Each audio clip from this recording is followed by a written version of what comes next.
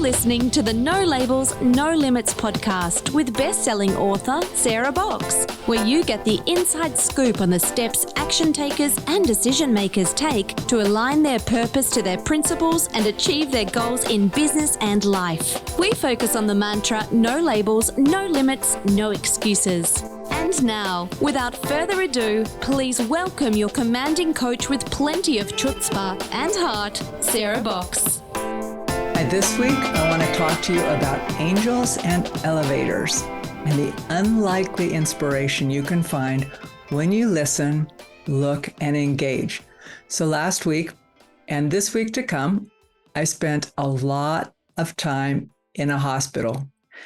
I was on the telemetry floor. I personally was not. I was there on behalf and with someone else, but I was coming and going. And I was on the telemetry floor, which is the only other thing on that floor is intensive care. So you've got the ICU unit and the telemetry unit. And so folks going up there are typically going up there for serious business, and they're stressed.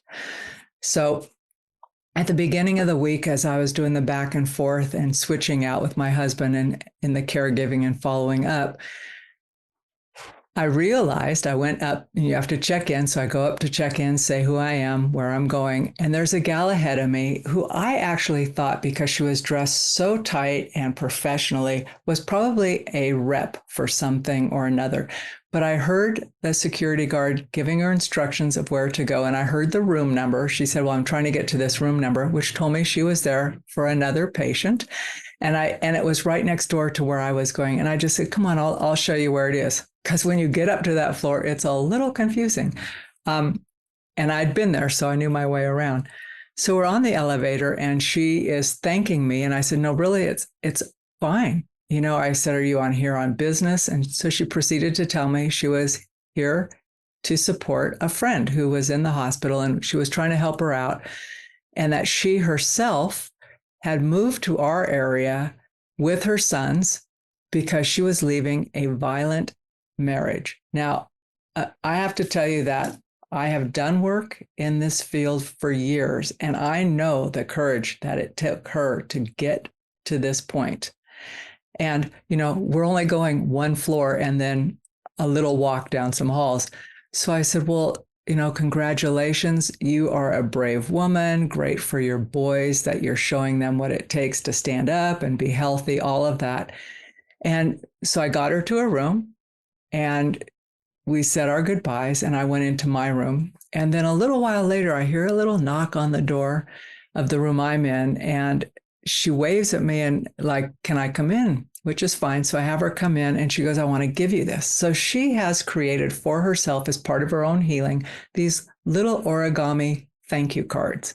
And it just says, I love you because, and something I had done for her moved her. So she wanted to share that, but it allowed us to get talking. And she told me some of her story. And I should have known when she told me her name, which was Angelica, or I like to say, because I have another good friend with that name, Angelica. I should have known that she was special in some way. She just had that spark. So we talked for a little bit and then she went on her way and we exchanged information. And she told me what she was about in a strange, new, much larger space that she'd been in and getting her kids enrolled in school. I mean, what a crazy time, right? To move, to be caring for a friend who is opening her home to her. And then being able to, at the same time, be aware of others around her and express gratitude. So a couple of days later, I'm back in the room and she knocks on the door and she says, hey, I just wanted to say goodbye. Think my friend is well, we're going home and I'll reach out to you. And I hope she does. It doesn't matter to me whether she does or not in the long term. I just feel that she graced my day that day as I had done hers. And it all started by me watching her and just thinking, there's something here. She's a little lost, a little stressed. Just let me ask. I'm willing to show you, right? Side note is the security guard appreciated it because it's kind of hard to explain where you're going with all the lefts and rights. So that was at the beginning of my week. And, you know, it's a stressful week in and out. And it wasn't so much that the week was tough because compared to the person I was caring for, it was not as tough for me as for that person or my family, extended family. But yesterday, prior to me recording this, I'm going upstairs to meet my brother, who is also there. And I come off of the elevator and I walk into this group.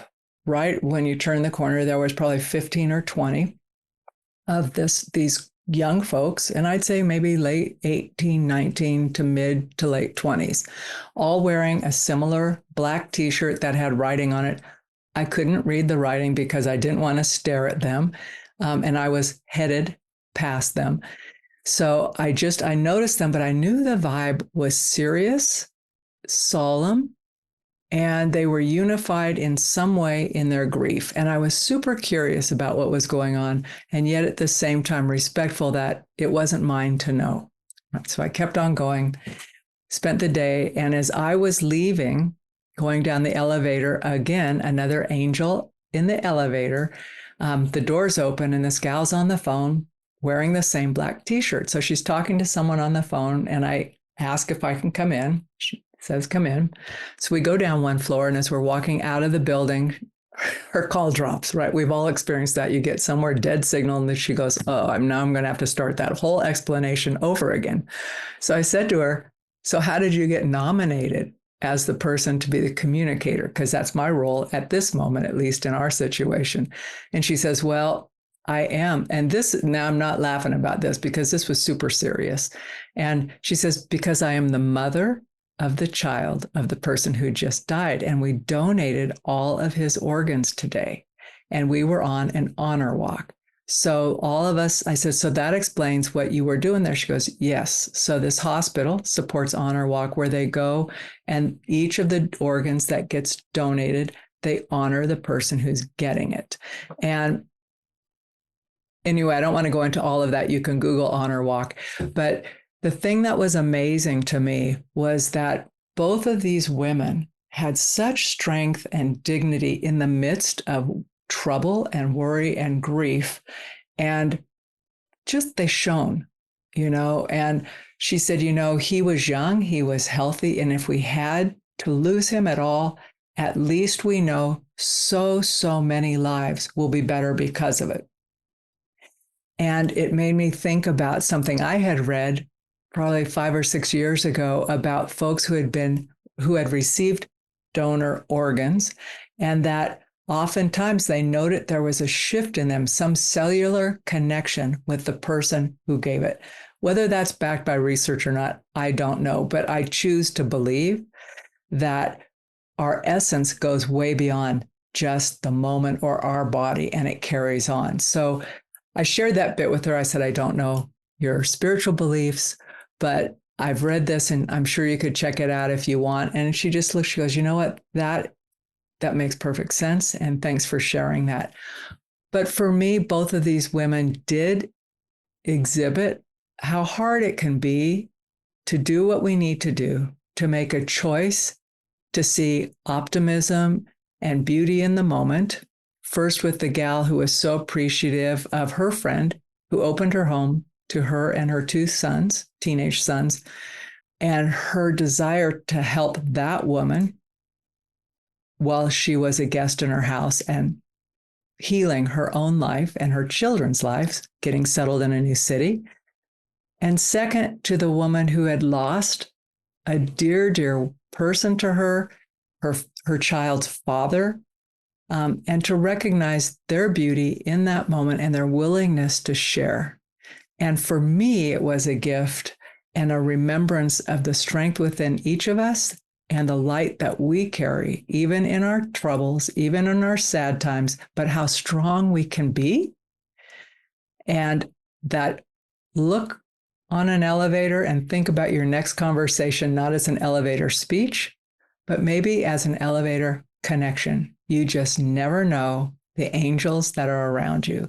So I know this is a little bit different of a podcast. It's short. I hope that it touches you in some way or reminds you of some other angel in some other location who touched your heart as these women touched mine and lifted your day as well. And with that, I'll see you on the next episode of the No Labels, No Limits podcast. And be sure to check out our podcast. If you haven't subscribed, please do. And thanks again. Have a great week. You've been listening to the No Labels, No Limits podcast with best-selling author, change agent, and strategic vision coach, Sarah Boxx. You can grab the show notes and find out how to work with Sarah at sarahboxx.com/No Labels, No Limits podcast. We'd love this podcast to reach as many people as possible. So please remember to rate, leave a 5-star review, and share the podcast with someone you think would get value from this conversation. Until next time, keep taking those daily action steps to align your purpose to your principles and achieve your goals in business and life.